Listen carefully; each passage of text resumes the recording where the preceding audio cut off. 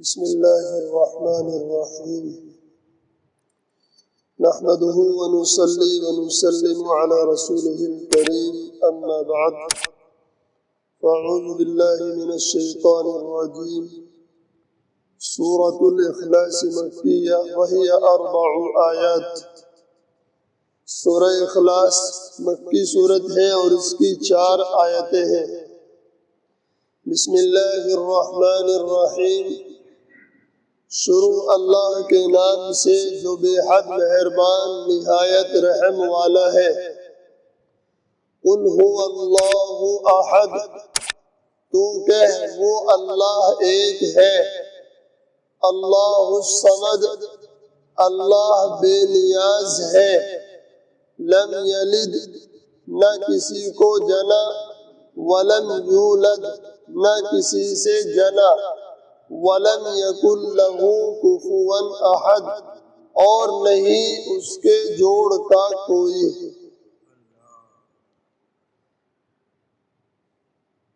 اس سورت کا نام سورہ اخلاص ہے۔ خلاصہ یہ ہے کہ اس سورت میں اللہ تبارک و تعالی نے اپنی صفات بیان کی، چونکہ مشرکین مکہ آپ صلی اللہ علیہ وسلم سے یہ کہا کرتے تھے کہ آپ اپنے رب کی صفات اور اس کا نسب بیان کیجئے۔ نسب کا مطلب یہ ہوتا ہے کہ جیسے ہم ہیں، ہمارا ایک باپ ہے، پھر ہمارے باپ کا کوئی باپ ہے، پھر اس کا باپ، اس طرح سے جو خاندان کے پورے نام ہوتے ہیں تو اس کو نسب اور شجرہ نسب کہا جاتا ہے۔ تو مشرکین مکہ یہ کہا کرتے تھے اللہ کے نبی صلی اللہ علیہ وسلم سے کہ آپ اپنے رب کا نسب بیان کیجئے کہ اس کا باپ کون ہے اور اس کے باپ کا باپ، الغرض پورا نسب نامہ بیان کیجئے، اس کی صفات بتائیے۔ تو اللہ تعالیٰ نے اس پر یہ سورت کریمہ نازل فرمائی کہ آپ ان سے یوں کہہ دیجئے کہ وہ یعنی اللہ اپنے کمال ذات و صفات میں ایک ہے۔ کمال ذات یہ ہے کہ وہ واجب الوجود ہے، یعنی ہمیشہ سے ہے اور ہمیشہ رہے گا، اور کمال صفات یہ ہے کہ علم، قدرت وغیرہ اس کے قدیم اور محیط ہے، اور اللہ بے نیاز ہے، یعنی وہ کسی کا محتاج نہیں اور اس کے سب محتاج ہیں۔ اس کے اولاد نہیں اور نہ وہ کسی کی اولاد ہے، اور نہ کوئی اس کی برابر کا ہے۔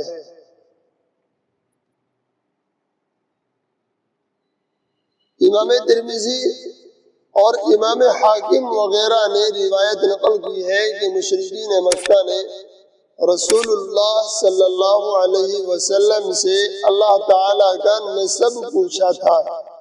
اس کے جواب میں یہ سورت نازل ہوئی، اور بعض روایات میں ہے کہ یہ سوال مدینے کے یہودیوں نے کیا تھا۔ تو بعض روایات تو یہ کہتی ہیں کہ سوال کرنے والے مکے کے مشرکین تھے، اور بعض یہ کہتے ہیں کہ سوال کرنے والے مدینے کے یہودی تھے۔ اب سوال کرنے والا کوئی بھی ہو سکتا ہے، لیکن سوال کرنے والے مشرکین مکہ تھے، یہود مدینہ تھے، تو اس اختلاف سے یہ اختلاف پیدا ہوتا ہے کہ یہ سورت مکی ہے یا مدنی ہے۔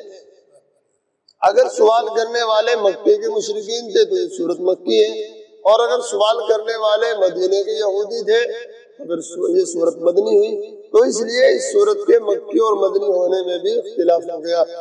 حضرت عبداللہ بن مسعود، حسن بصری، حضرت عطا، حضرت اکرمہ اور حضرت جابر رضی اللہ تعالیٰ عنہم نے اس سورت کو مکی کہا ہے، اور قتادہ اور ضحاک وغیرہ نے مدنی کہا ہے۔ حضرت عبداللہ بن عباس کے 2 قول منقول ہیں۔ بعض روایات میں ہے کہ مشرکین کے سوال میں یہ بھی تھا کہ اللہ تعالیٰ کس چیز کا بنا ہوا ہے، سونے کا، چاندی کا یا کسی اور چیز کا، تو اس کے جواب میں یہ سورت نازل ہوئی۔ امام احمد رحمہ اللہ تعالیٰ نے حضرت انس رضی اللہ تعالیٰ عنہ سے روایت نقل کی ہے کہ ایک شخص رسول اللہ صلی اللہ علیہ وسلم کی خدمت میں حاضر ہوا اور عرض کرنے لگا کہ مجھے اس صورت یعنی سورہ اخلاص سے بڑی محبت ہے، تو آپ صلی اللہ علیہ وسلم نے یہ فرمایا کہ اس کی محبت نے تمہیں جنت میں داخل کر دیا۔ یعنی جو صحابی نے عرض کیا کہ مجھے قل ہو اللہ سے بہت محبت ہے، تو آپ نے اس کے جواب میں فرمایا کہ اس صورت کی محبت تمہیں جنت میں داخل کرانے والی ہے۔ امام ترمذی نے حضرت ابو ہریرہ رضی اللہ تعالیٰ عنہ سے روایت نقل کی کہ ایک مرتبہ رسول اللہ صلی اللہ علیہ وسلم نے لوگوں سے فرمایا کہ سب جمع ہو جاؤ، میں تمہیں 1/3 قرآن سناؤں گا۔ جو جمع ہو سکتے تھے جمع ہو گئے، تو آپ تشریف لائے اور قل هو اللہ احد یہ سورت پوری آپ نے تلاوت فرمائی اور ارشاد فرمایا کہ یہ سورت 1/3 قرآن کے برابر ہے، یعنی ایک مرتبہ اس سورت کو پڑھو 1/3 قرآن پڑھنے کے برابر ثواب ملتا ہے، 3 مرتبہ پڑھ لو تو پورے قرآن کریم کا ثواب مل جاتا ہے۔ ابو داؤد شریف، ترمذی شریف اور نسائی شریف نے ایک لمبی حدیث میں نقل کیا ہے کہ رسول اللہ صلی اللہ علیہ وسلم نے فرمایا کہ جو شخص صبح اور شام قل هو اللہ احد اور معوذتین یعنی قل اعوذ برب الفلق اور قل اعوذ برب الناس پڑھ لیا کرے تو یہ اس کے لیے کافی ہے، اور ایک روایت میں ہے کہ یہ اس کو ہر بلا سے بچانے کے لیے کافی ہے۔ یعنی جو آدمی صبح شام 3 مرتبہ قل هو اللہ، قل اعوذ برب الفلق اور قل اعوذ برب الناس ان تینوں صورتوں کو صبح شام 3 دفعہ پڑھ لیا کرے تو ہر بلا سے بچانے کے لیے کافی ہے۔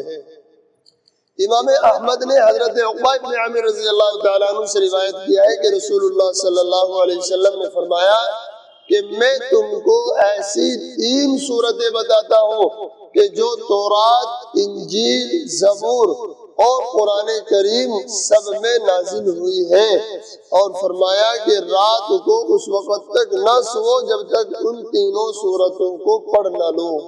وہ تینوں صورتیں کون کون سی؟ قل هو اللہ احد، قل اعوذ برب الفلق اور قل اعوذ برب الناس۔ حضرت عقبہ رضی اللہ تعالیٰ عنہ کہتے ہیں کہ اس وقت سے میں نے کبھی ان کو نہیں چھوڑا، لہذا ہم بھی ارادہ کریں کہ انشاءاللہ آج سے جب بھی ہم سوئیں گے سونے سے پہلے قل هو اللہ احد، قل اعوذ برب الفلق اور قل اعوذ برب الناس ان تینوں صورتوں کو 3 بار پڑھ کر کے سویا کریں گے۔ جیسا کہ اس سے پہلے بھی بتایا کہ حضور اکرم صلی اللہ علیہ وسلم کا معمول تھا کہ آپ صلی اللہ علیہ وسلم سونے سے پہلے ان صورتوں کو پڑھ کر اپنے ہاتھوں پر دم کر کے پورے بدن پر جہاں تک ہاتھ پھیرنا ممکن ہوتا ہاتھ پھیرا کرتے تھے۔ قل هو اللہ احد، لفظ قل میں اشارہ ہے رسول اللہ صلی اللہ علیہ وسلم کی نبوت اور رسالت کی طرف، کہ ان کو اللہ تعالیٰ کی طرف سے لوگوں کی ہدایت کا حکم ہو رہا ہے، اور لفظ اللہ اس ذات کا نام ہے جو واجب الوجود ہے اور تمام کمالات کا جامع اور تمام نقائص اور کمیوں سے پاک ہے۔ احد اور واحد ترجمہ دونوں کا ایک ہی کیا جاتا ہے، مگر مفہوم کے اعتبار سے لفظ احد کے معنی میں یہ بھی شامل ہے کہ وہ ترکیب اور تجزیے سے اور تعدد سے اور کسی چیز کی مشابہت اور مشاکلت سے پاک ہے، یعنی وہ کسی ایک یا متعدد مادوں سے نہیں بنا، نہ اس میں تعدد کا کوئی امکان ہے۔ تعدد کا مطلب کئی، اللہ تعالیٰ کئی ہو اس کا کوئی امکان نہیں ہے، نہ وہ کسی کے مشابہ ہے۔ یہ جواب ہو گیا ان لوگوں کا جو اللہ تعالیٰ کے بارے میں پوچھتے تھے کہ وہ سونے چاندی کا ہے یا کسی جوہر کا ہے، تو یہ کہہ دیا قل هو اللہ احد، اللہ احد ہے۔ تو احد کا مطلب یہ ہو گیا کہ وہ نہ کسی چیز سے بنا ہوا ہے، نہ کسی چیز کے مشابہ ہے، کسی چیز کی مشابہت، مشاکلت اور تعدد سے یعنی متعدد مادوں سے بننے سے، ان سب چیزوں سے پاک ہے۔ اس ایک مختصر جملے میں ذات و صفات کے سب مباحث آ گئے اور لفظ قل میں نبوت و رسالت کا مسئلہ آ گیا۔ اس میں غور کرو تو یہ ایک مختصر جملہ ان عظیم الشان مباحث کو حاوی ہے جو بڑی بڑی ضخیم جلدوں میں لکھے جاتے ہیں۔ یعنی صرف قل هو اللہ احد، اتنے سے جملے میں اللہ تعالیٰ نے اتنے بڑے بڑے مباحث سما دیے کہ جو بڑی بڑی کتابوں میں لکھے جا سکے۔ آگے ہے اللہ الصمد۔ لفظ صمد کے بہت سے معنی ہو سکتے ہیں، اسی لیے حضرات مفسرین کے اقوال اس میں بہت ہیں۔ امام حدیث طبرانی نے کتاب السنہ میں ان تمام اقوال کو جمع کرنے کے بعد یہ فرمایا کہ یہ سب صحیح ہے اور ان میں جو صفات بیان کی گئی وہ سب ہمارے رب کی صفات ہیں، لیکن اصل معنی سمجھ کے یہ ہے کہ جس کی طرف لوگ اپنی حاجات اور ضروریات میں رجوع کریں اور جو بڑائی اور سرداری میں ایسا ہو کہ اس سے کوئی بڑا نہیں۔ خلاصہ یہ ہے کہ سب اس کے محتاج ہو، وہ کسی کا محتاج نہ ہو، اس کو کہتے ہیں سمد۔ ایک قصہ مشہور ہے کہ ایک آدمی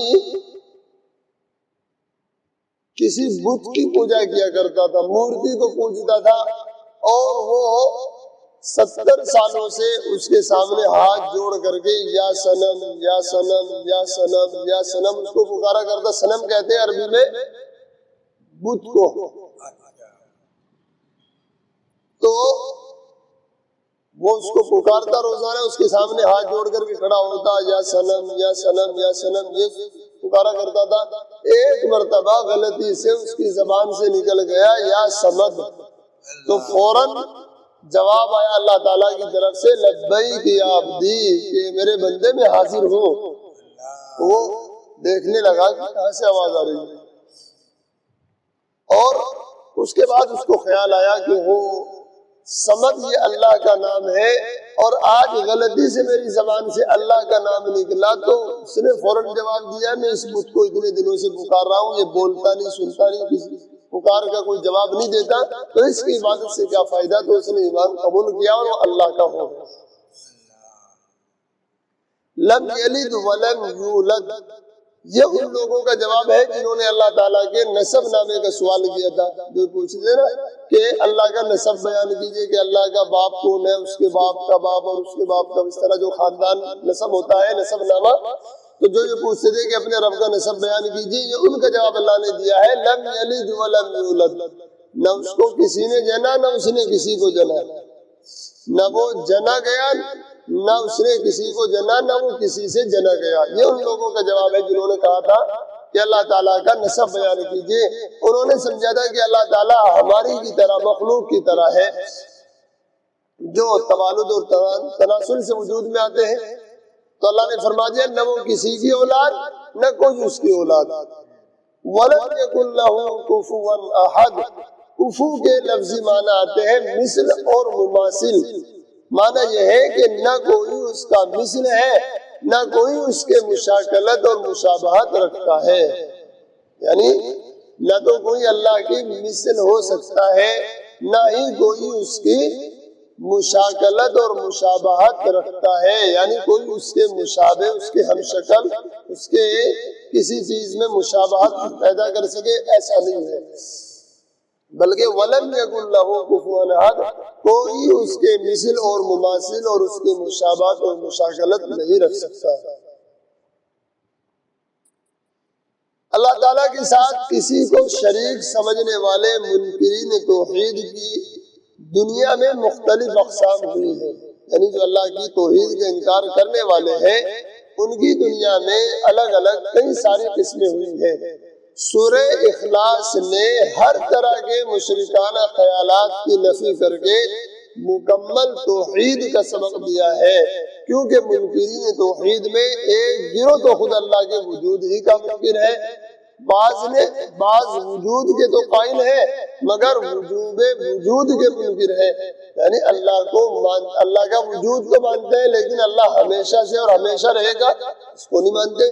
بعض دونوں کے قائل ہیں، یعنی اللہ کو مانتے بھی ہیں، اللہ کے وجود کو، اور یہ بھی مانتے ہیں کہ ہمیشہ سے اور ہمیشہ رہے گا مگر کمال صفات کے منکر ہیں۔ بعض یہ سب کچھ مانتے ہیں مگر پھر عبادت میں غیر اللہ کو شریک ٹھہراتے ہیں۔ ان سب کے خیالات باطلہ کا رد اللہ احد میں ہو گیا۔ بعض لوگ عبادت میں بھی کسی کو شریک نہیں کرتے مگر حاجت روا اور کارساز اللہ کے سوا دوسروں کو بھی سمجھتے ہیں، ان کے خیال کا ابطال لفظ سمجھ میں ہو گیا۔ بعض لوگ اللہ کے لیے اولاد کے قائل ہیں کہ اللہ کے اولاد بھی ہے، جیسے قرآن کریم میں کئی جگہ آیا ہے کہ مکے کے مشرکین فرشتوں کو اللہ کی بیٹیاں کہا کرتے تھے کہ وہ اللہ کی بیٹیاں ہیں۔ اسی طرح عیسائی لوگ حضرت عیسیٰ علیہ السلام کو اللہ کا بیٹا کہتے ہیں۔ تو اس طریقے سے کچھ لوگ اللہ کی اولاد کے قائل ہیں، تو ان کا رد اللہ تعالیٰ نے فرما دیا لم یلد میں کہ اس نے کسی کو نہیں جنا۔ تو اس میں سورہ اخلاص میں اللہ تعالیٰ نے اس چھوٹی سی صورت میں توحید کا ایسا اثبات کیا ہے اور ایسے طریقے پر توحید کو ثابت کیا ہے کہ جو بھی لوگ توحید کے کسی بھی طریقے پر منکر تھے ان سب کا اللہ تعالیٰ نے اس میں رد فرما دیا ہے۔ واللہ سبحانہ وتعالی عالم۔ اللہ تعالیٰ ہمیں بھی مکمل توحید نصیب فرمائے اور ہر طرح کے شرک سے اللہ تعالیٰ ہماری حفاظت فرمائے۔ سبحان اللہ وبحمدہ، سبحانک اللہم وبحمدک، ونشہد ان لا الہ الا انت، نستغفرک ونتوب الیک۔